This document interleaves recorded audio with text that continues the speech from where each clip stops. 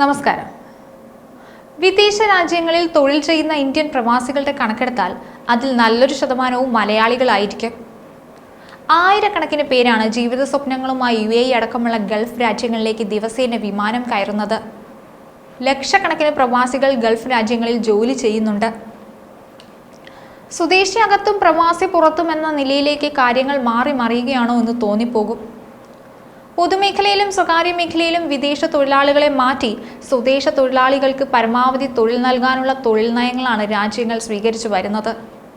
2011 മുതൽ നിഖാവത്ത് എന്ന പേരിൽ ദേശസാൽക്കരണ നയം നടപ്പിലാക്കിയതിന്റെ ഫലമായി സൗദിയിൽ നിന്ന് മാത്രം ധാരാളം മലയാളികൾക്ക് നാട്ടിലേക്ക് മടങ്ങേണ്ടി വന്നിരുന്നു.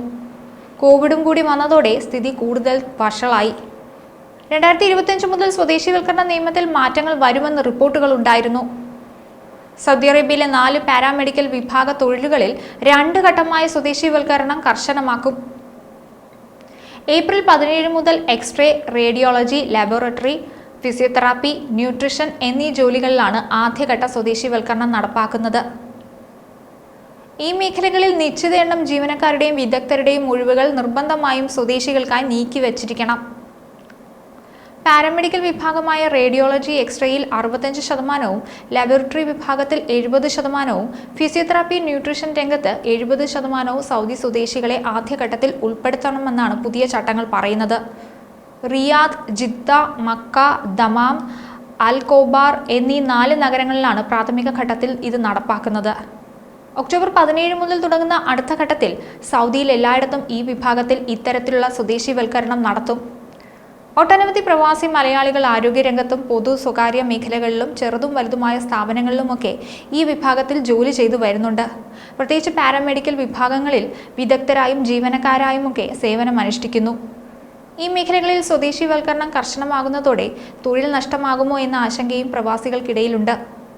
20 മുതൽ 49 വരെ തൊഴിലാളികളുള്ള സ്വകാര്യ കമ്പനികൾക്ക് കുറഞ്ഞത് 2 എമിറാത്തി പൗരന്മാരെയെങ്കിലും നിയമിക്കണം. മുൻപ് 50 അല്ലെങ്കിൽ അതിലധികം ജീവനക്കാരുള്ള കമ്പനികൾക്ക് മാത്രമേ ആ നിയമം ബാധകമായിരുന്നുള്ളൂ. 2024 സ്വദേശിവൽക്കരണ ലക്ഷ്യം കൈവരിക്കാത്ത കമ്പനികൾക്ക് 96,000 ദിർഹമായിരുന്നു പിഴയായി നിശ്ചയിച്ചിരുന്നത്. എന്നാൽ 2025 ഇതേ നിയമലംഘനം തുടർന്നാൽ 1,08,000 ദിർഹം പിഴയായി നൽകേണ്ടി വരും.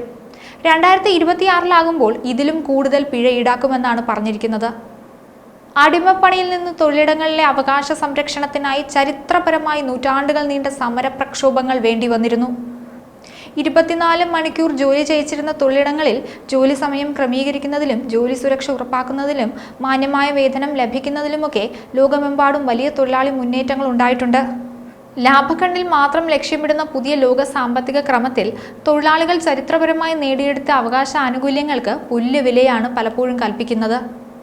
തൊഴിൽ സുരക്ഷയായിരുന്നു ലോകമെമ്പാടും തൊഴിലെടുക്കുന്നവരുടെ ആശയും ആശ്രയവും. നാട്ടിലുള്ളതെല്ലാം കളഞ്ഞ് വിദേശത്ത് പോയി ജോലി ചെയ്യുന്നവരുടെ ഉത്കണ്ഠ തൊഴിൽ സുരക്ഷയെക്കുറിച്ചാണെന്ന്. മറ്റൊരു വീഡിയോയുമായി വീണ്ടും കാണാം. ന്യൂസ് ഡെസ്ക് ഈ നാടുമലയാളം.